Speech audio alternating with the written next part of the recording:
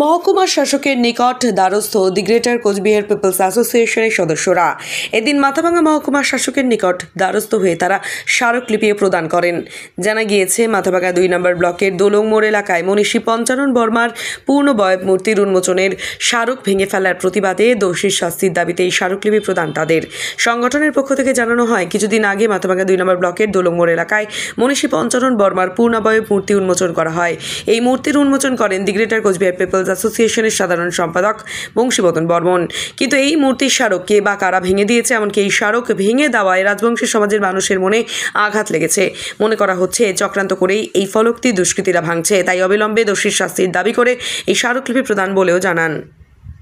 ঘটনা হচ্ছে ওই গত 24 ফেব্রুয়ারি 14 তারিখ আছে আমার শ্রদ্ধেয় নেতা মানে বংশীবদন ডাঙ্গুরিয়া তখন রাজবংশী ভাষা একাডেমির চেয়ারম্যান ছিল তৎকালীন সময়।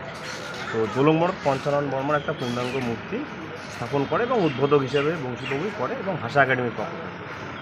এবং এইটা এতদিন চলতেই ছিল, ঠিকই ছিল। বোর্ড একটা লাগা ছিল, বংশীবাবু যে উদ্বোধক হিসেবে ছিল।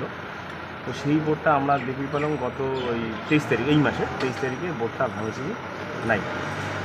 অন্য সব কিছুই ঠিক আছে, কিন্তু বংশীবদন বর্মনের যে বোর্ডটা লাগানো সেই বোর্ডটাই হাওয়া। এটা একটা চক্রান্ত, এটা রাজবংশী সমাজে একটা ভাবাবেগ আঘাত লাগছে এবং সংগঠনও আমরা খুব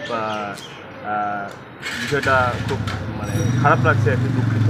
কিন্তু সেই বিষয়ে আমরা আজকে একটা ওই এসডিও সাহেব একটা অভিযোগ করে এসেছিলাম, যদি এই অন্যায়কারী, এই চক্রান্তকারী যদি যথাযথ একটা উপযুক্ত আইনানুগ ব্যবস্থা গ্রহণ না করে, তাহলে আমরা পরবর্তীতে সংগঠনের পক্ষ থেকে আমরা বৃহত্তর আন্দোলনে যাব। এই বিষয়টা আমরা লিখিতভাবে জানাচ্ছি আর কি এসডিও সাহেব।